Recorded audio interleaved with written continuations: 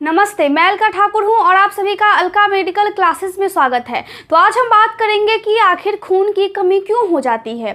खून की कमी बच्चों को भी होती है, बूढ़ों को भी होती है, जो यंग है, जो जवान है, उनको भी होती है। तो आखिर ऐसा क्या हो जाता है? अक्सर हम ऐसा देखते हैं कि अगर किसी का एक्सीडेंट हो जाए तो उस टाइम में खून अचानक से बहुत ज़्यादा बॉडी के बाहर निकल जाता है, इसीलिए खून की कमी हो जाती है अचानक से। तो वो भी बहुत इमरजेंसी वाला कंडीशन हो जाता है जिसमें आपके बॉडी को खून की बहुत ज़्यादा आवश्यकता है।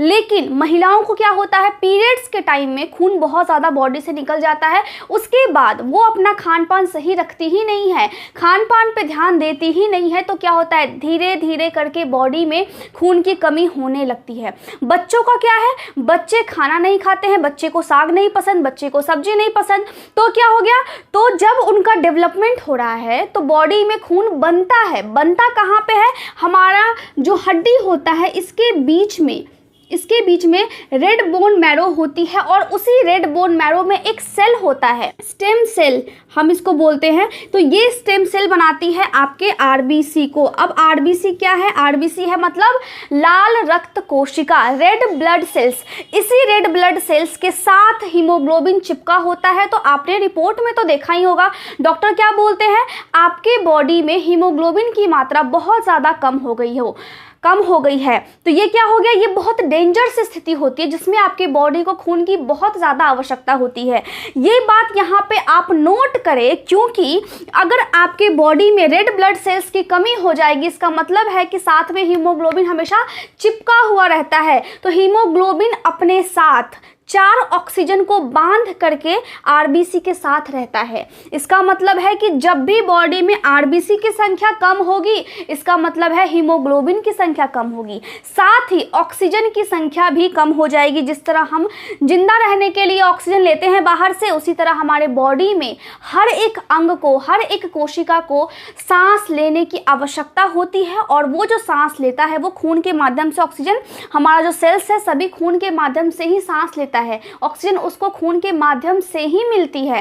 तो यहाँ पे क्या हो गया, बॉडी में अगर खून की कमी हो गई है, इसका मतलब है कि बॉडी को प्रॉपर ऑक्सीजन नहीं मिल रहा है। ये बात आपको ध्यान रखना है। इसका मतलब क्या है कि आपके बच्चों के विकास के टाइम में बहुत ज़्यादा इंपॉर्टेंट है खून का होना। कमी हो गई हो तो दिक्कत वाली बात है।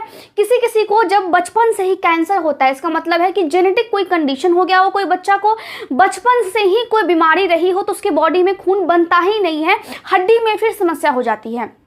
हड्डी में कैंसर हो जाना, हड्डी में पहले से ही कोई एबनॉर्मेलिटी होना, तो ये सब क्या है कि बचपन से ये जब ये होता है बच्चों को, तो उस टाइम में भी उसका जो डेवलपमेंट है वो फिर सही से नहीं हो पाता है। लेकिन बच्चे का जन्म बिल्कुल सही हुआ है, बच्चे का विकास भी हो रहा है, लेकिन क्या हो रहा है कि अब वो बच्चा खा पी नहीं रहा है, साग नहीं खा रहा है, पालक नहीं खा रहा है, हरी सब्जियां नहीं खा रहा है, मटर नहीं खा रहा है, उसको मीट नहीं पसंद, उसको अंडे नहीं पसंद, सोयाबीन नहीं पसंद। तो क्या होगा, तो बच्चे के बॉडी में खून नहीं बनेगा। खून बनने के लिए क्या चाहिए, खून बनने के लिए चाहिए आयरन, खून बनने के लिए चाहिए आयरन।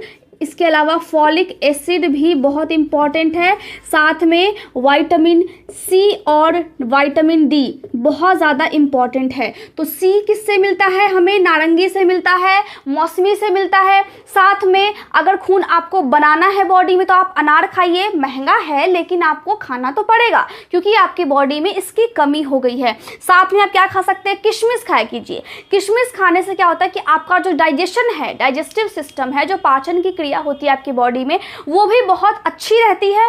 साथ में आपको क्या खाना है, किशमिश हो गया, खुबानी आप खा सकते हैं। खुबानी यहाँ पे मैं लिख दूँ, आप सर्च कर लेना गूगल पे, खुबानी आप खा सकते हैं। इसके अलावा हरी सब्जी खा सकते हैं, मटर खा सकते हैं, अंडा खा सकते हैं, रेड मीट खा सकते हैं। मीट में भी क्या खाना है, लीवर, जो लीवर होता है वो आप खा सकते हैं। इसमें बहुत ज़्यादा क्या होती है, बहुत ज़्यादा इसमें आयरन की मात्रा होती है। डेली कम से कम हर एक व्यक्ति को डेली कम से कम 18 ग्राम क्या चाहिए, 18 ग्राम आयरन चाहिए। बॉडी में खाने के लिए, खाने के बाद उसको मिलना चाहिए। हमारे बॉडी का खाना क्या है? हमारे बॉडी का खाना पालक नहीं है, हमारे बॉडी का खाना है आयरन, हमारे बॉडी का खाना है फॉलिक एसिड, इसका है विटामिन सी, विटामिन डी। क्योंकि जब हम खाते हैं तो बाहर वो जैसी है बॉडी में जाने के बाद वो वैसी नहीं होती है, अंदर जा करके फिर वो चेंज हो जाती है, फिर वो टूट जाती है, छोटे छोटे मॉलिक्यूल्स में टूट करके फिर हमारी आंतों के द्वारा अवशोषित होती है। तो खून की कमी उस मरीज को भी होती है जिसमें आंत की समस्या होती है, जैसा कि यहाँ पे एक डिजीज है, एक बीमारी जिसको हम बोलते हैं क्रॉन्स डिजीज, जिसमें आंत की समस्या होती है। सीलिएक डिजीज, इसमें क्या होता है? गेहूं से एलर्जी होती है, गेहूं से बनी हुई चीज़ों से एलर्जी हो जाती है, वो उसको पचता नहीं है। तो इन दोनों में जब प्रॉब्लम्स होती है, इन दोनों की जब प्रॉब्लम्स आपके बॉडी में होंगी, इसका मतलब है कि आपके आंत में फिर प्रॉब्लम्स है, तो उस टाइम में भी खून की कमी हो जाती है। मैंने बता दिया जेनेटिक की वजह से भी होती है, बाद में नहीं खाने की वजह से होती है। महिलाओं में ज़्यादा होती है खून की कमी पुरुषों की अपेक्षा, क्योंकि जो महिलाएं हैं उनके बॉडी में बहुत सारे चेंजेस आते हैं। महीना में कम से कम आप देखेंगे कि 5 दिन या फिर 7 दिन उनके पीरियड्स होते हैं, तो उस टाइम में बॉडी से ब्लड निकल जाता है। इसका मतलब ये है कि उस दौरान महिलाओं को खास ख्याल रखने की ज़रूरत है। लेकिन महिलाएं क्या करती है? वो अपने बॉडी का ख्याल नहीं रखती है, अपने डाइट को अच्छा से नहीं मेंटेन करके चलती, जिसकी वजह से ऐसा हो जाता है, खून की कमी हो जाती है। तो डेली कम से कम आपके बॉडी को मिलना चाहिए 18 ग्राम। और एक महिला में अगर हम देखें, एक पुरुष में अगर हम देखें, हीमोग्लोबिन होना चाहिए नॉर्मल, और एक पुरुष में 14 ग्राम DL हीमोग्लोबिन होना चाहिए। हीमोग्लोबिन आपकी बॉडी में हमेशा होनी चाहिए और वो नॉर्मल रेंज में रहनी चाहिए, कम नहीं होनी चाहिए। कम हो जाती है तो आपके बॉडी को दिखता है, आपके बॉडी से लगता है कि आपके बॉडी में खून की कमी है। जो आँख का ये जो नीचे वाला है ना पोर्शन, ये फिर बहुत वाइट सा होने लगता है, चेहरा आपका पीला पीला सा दिखने लगता है। तो ये सभी चीज़ें होती है। तो मैं उम्मीद करती हूँ कि आपके आसपास या फिर आप अगर इस चीज़ को देखते हैं, समझते हैं, तो आप अपने बॉडी को भी समझिए, क्योंकि ये बॉडी आपका है, आपको मेहनत करना है आपकी बॉडी के लिए। अगर किसी को पढ़ना है तो पढ़ने के लिए आपके ब्रेन को भी ब्लड चाहिए।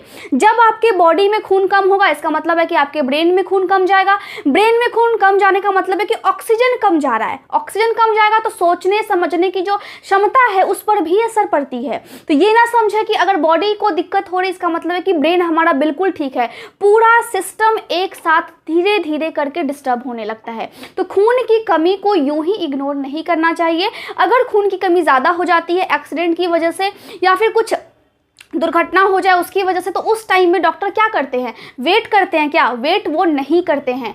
वो डायरेक्टली जिससे भी ब्लड ग्रुप आपका मिलता रहेगा, वो उस खून को उसके बॉडी में फिर उसका ट्रांसफ्यूजन कर देते हैं, उसके बॉडी में फिर डाल देते हैं। तो इस तरह से खून बहुत ज़्यादा इंपॉर्टेंट है हर एक चीज़ के लिए, हर एक अंग के लिए, हर एक कोशिका के लिए, और स्पेशली हमारे ब्रेन के लिए। तो बॉडी में हमेशा खून की नॉर्मल रेंज रहनी चाहिए। आपका तबीयत खराब है वो समझ में आता है, लेकिन जैसे ही आपका तबीयत ठीक होता है तब अपने खान पान को इस तरह से मॉडिफाई कर ले। आप अपने डाइट में इस तरह से अनार को शामिल करें, इस तरह से सेब को शामिल करें, अच्छे से आप केला खा सकते हैं जिसमें बहुत सारी चीज़ें होती है। तो इस तरह से जब भी आप अपने डाइट में फल को शामिल करते हैं, गाजर भी खून को बनाने में बहुत ज़्यादा मदद करता है। तो सभी चीज़ों को, जैसा मौसम है उसके अनुसार आप सभी चीज़ों को खाएं और देखें कि आपका बॉडी किस तरह से अच्छी तरह से दुरुस्त रहता है। तो मैं समझती हूँ कि आज का लेक्चर आपको समझ में आ गया होगा।